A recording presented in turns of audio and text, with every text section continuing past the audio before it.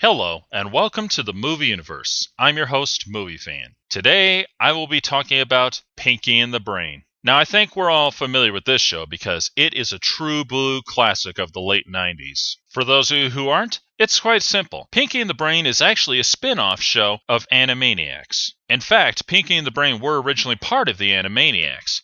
Now, I have talked about Animaniacs before, how they were like a variety show, and I mean a real variety of comedy. And it was some of the best stuff.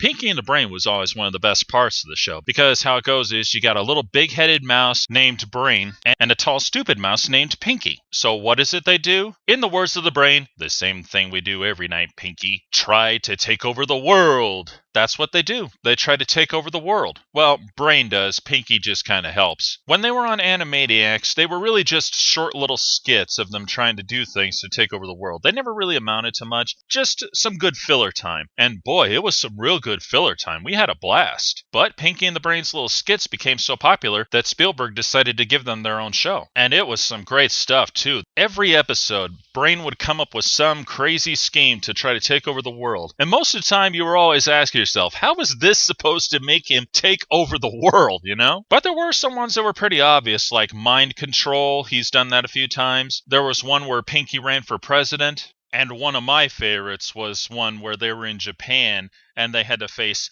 Gollyzilla. I think you know who he was based off of. That one was priceless. The idea was that they were going to have Pinky dress up as Gollyzilla and go on a rampage, and Brain was supposed to save the people of Japan. Oh man, it was priceless. Especially when the real Gollyzilla shows up and he encounters Brain, and Brain is talking to Gollyzilla thinking it's Pinky, and he says, "Now Pinky, we have to make this look real." And oh my God, me and my dad, we said this at exactly the same time. Oh, he's going to make it look real, all right. Oh boy. What was really interesting about this skit was between certain moments, Perry Mason would be just standing there saying one thing or another until he ended up growing to giant size, and he ends up fighting Gollyzilla. And he wins, by the way. For those of you who don't know, Perry Mason was played by Raymond Burr, and Raymond Burr appeared in the first Godzilla film. That's one of the best things about this show was the cool pop culture references, and there was quite a few times they made fun of presidents and politicians, and they did a darn good job of it too. What I always liked about this was how Brain would come up with these brilliant ideas and it would backfire on him. It's like he's his own worst enemy because somehow he manages to screw it up. And if it's not him, Pinky's the one who screws it up in one way or another. Sometimes. And of course there was the occasional third party who would ruin his plans. However, there were a few times where Brain was on his way to taking over the world in one form or another, but he would grow a conscience and stop. Like there was one time he put mind control devices in all the Christmas toys, and, well, he read Pinky's letter to Santa, how he was wishing that Santa would give Brain the world for him, and he had a real nice sappy speech about it. And when he had the mind control devices wired up, Brain said, "Merry Christmas to all, and to all a good night," because, you know, Pinky did that for him. So he couldn't go through with the plan. Now we all know what Brain does. Pinky, on the other hand, he's just a goof. He says all kinds of stupid things out of nowhere. Like he'll randomly say, "Nerf," or "Draws," "Sword," stuff like that. He just loves shouting out those words. Why? I don't know. But it's hilarious. Probably my most favorite is when they would do their running joke. And it would go something like this. "Pinky, are you pondering what I'm pondering?" "Well, I think so, Brain." And he would say any kind of random thing that he was thinking about, like this one's my favorite. "Well, I think so, Brain, but if Jimmy cracks corn and no one cares, why does he keep doing it?" Oh, man. That's actually a good question. That's the funny thing about it. But yeah. It's just that he would say these things while Brain's coming up with an idea of what he's going to do next. And I always ask myself, why does he keep asking him that question? As you may have guessed, these two are polar opposites, and that's what makes it work. Pinky is your major comedy relief character, but he's got a good heart and all kinds of things. Brain is your antagonist type of character, but deep down, he's not such a bad guy, and he can be really funny too, especially when he fails. Probably one of the most iconic things about Brain, besides his big head, is his voice. It's a mixture of Orson Welles and Vincent Price.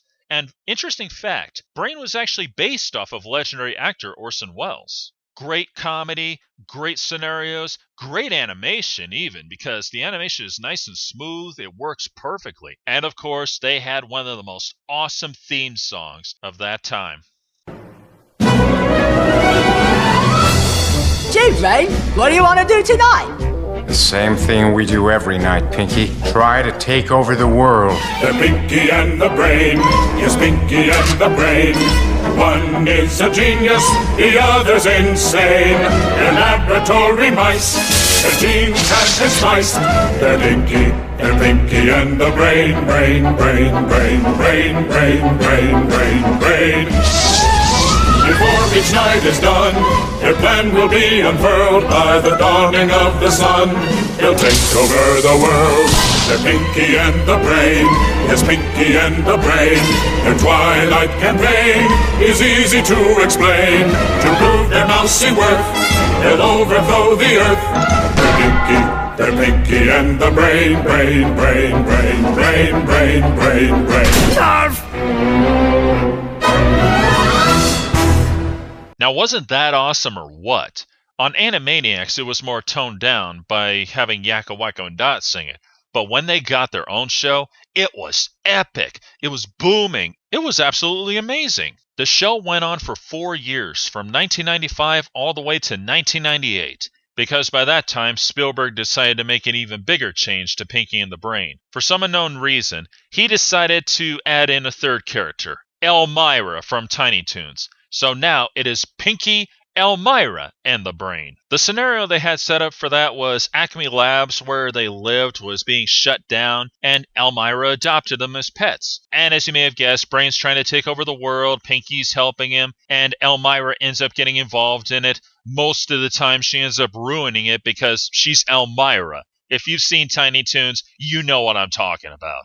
It was the worst mistake that Spielberg ever made. I am not kidding. This was a disaster. It was so terrible. It went for only 1 year, from 1998 to 1999. It was so terrible that no one would dare watch it. Because with Elmyra in the picture, the show lost its edge. It lost what made it good. What the heck Spielberg was thinking? I'll never know. If you've never seen Pinky and the Brain, you really should look it up. You can find their little shorts on YouTube from Animaniacs. You can even find the DVDs, and I'm sure one of the channels is playing them somewhere. As long as you avoid Pinky, Elmyra, and the Brain, you're going to love it. This is Movie Fan, signing off.